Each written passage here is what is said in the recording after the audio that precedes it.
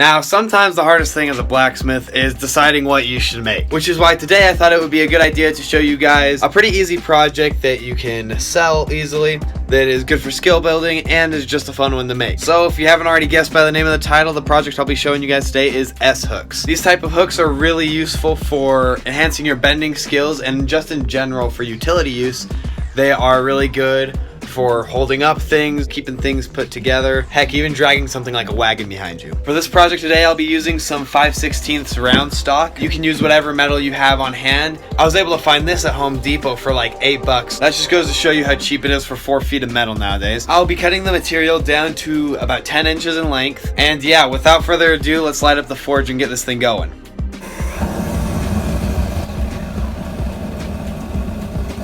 This is a pretty easy project and it can be done in only a few heats. I'm going to start by tapering this end into a point just for aesthetic purposes and to make the workpiece flow better.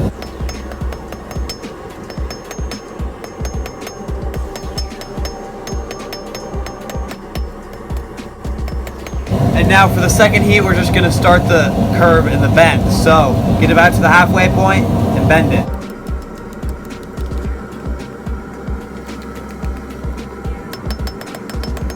Should look something like this after your first heat of bending. This is best done on the horn of the anvil, but if you don't have one of those, the edge works perfectly fine too. You are going to want to exaggerate the curve, so then when you do this S on the other side, it makes it so it's all even and symmetrical.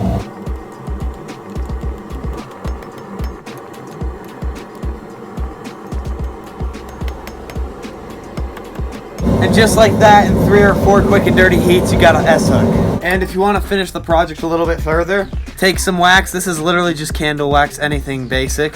And you can seal it so that it doesn't rust by just applying the wax while it's hot.